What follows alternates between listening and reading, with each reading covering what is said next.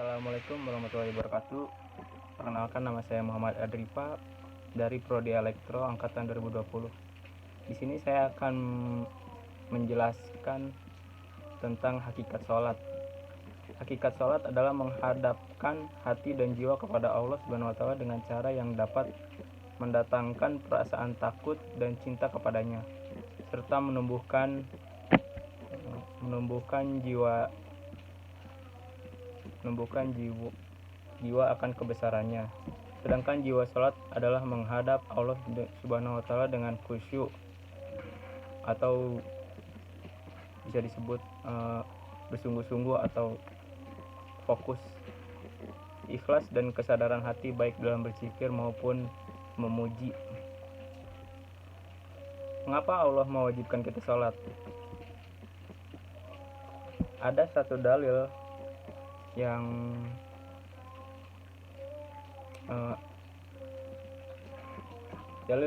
mewajibkan sholat, banyak sekali, yaitu salah satunya as-sholatu imaduddin. Ini hendaklah ditanamkan ke dalam hati dan jiwa dengan cara pendidikan yang cermat dan dilakukan sejak kecil, sehingga sholat menjadi salah satu kebutuhan paling penting dalam kehidupan kita. Di sini ada tujuan dan fungsi sholat. Tujuan dan fungsi sholat menjadi dasar dan pedoman dari setiap aktivitas kehidupan manusia, karena sholat adalah amalan yang pertama kali akan dihisab di akhirat kelak. Oleh karena itu, sholat merupakan ibadah yang mengatur segala aktivitas, baik itu diperintahkan maupun dilarang Tuhan. Dan juga sholat adalah merupakan cara kita untuk dekat dengan Allah Subhanahu wa Ta'ala. Cara kita menunjukkan ketaatan, kecintaan kita kepada Allah Subhanahu wa Ta'ala.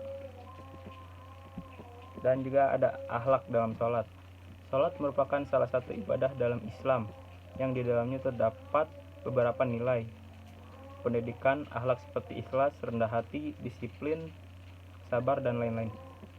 Dan yang paling penting dalam hal ini adalah menghadirkan hati dalam sholat, karena tujuan sholat adalah untuk mengingat Allah.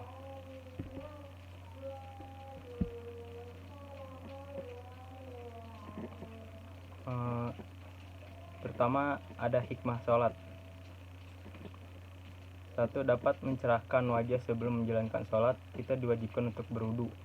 Secara lahir, wudu ini membersihkan wajah kita dari kotoran yang melekat. Orang yang menjalankan sholat dengan catatan khusyuk dan bersungguh-sungguh, wajahnya akan cerah. Yang kedua, menerangi hati.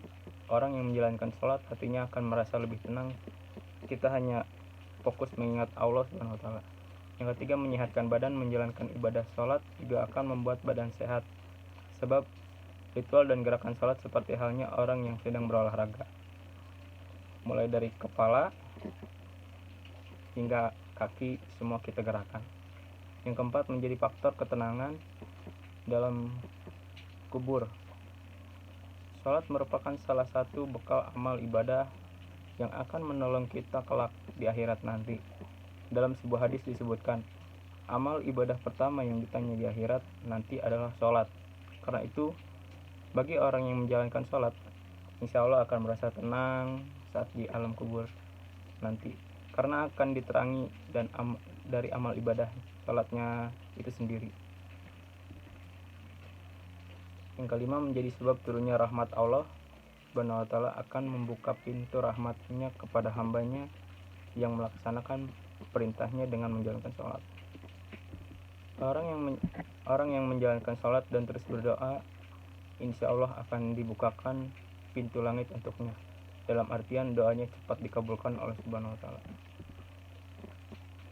Yang ketujuh, dapat memberatkan timbangan sholat. Allah adalah barometer keimanan seseorang. Barang siapa yang menyempurnakannya, menjalankan sholat 5 waktu, maka kelak akan memperoleh pahala yang sempurna. Menurut hadis HR Dailami. Yang kedelapan, tempat keridhaan Allah. Dan salah satu cara mendapatkan keberkahan dari Allah, salat adalah sarana pendekatan diri kepada Allah bagi setiap orang yang bertakwa. Hadis riwayat Kadloi. Tiada suatu keadaan seorang hamba yang lebih Allah cintai kecuali sewaktu Allah melihat hambanya sedang bersujud dan menempelkan wajahnya ke tanah. Hadis riwayat Tabrani. Yang kesembilan, bernilai surga Allah menjanjikan bagi hambanya yang menjalankan sholat 5 waktu dengan surga yang penuh kenikmatan.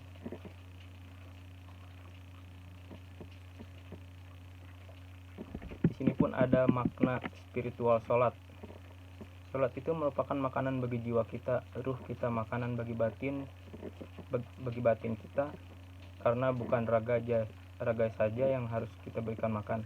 Karena kalau kita tidak memberi jiwa kita makan, kita akan hidup dalam kehampaan. Seakan hidup kita tidak ada artinya, tidak mempunyai tujuan, dan hidup kita hanya akan memikirkan duniawi tanpa memikirkan masalah kita nanti di akhirat.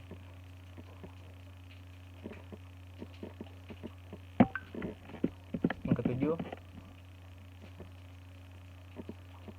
ancaman bagi yang tidak melaksanakan sholat.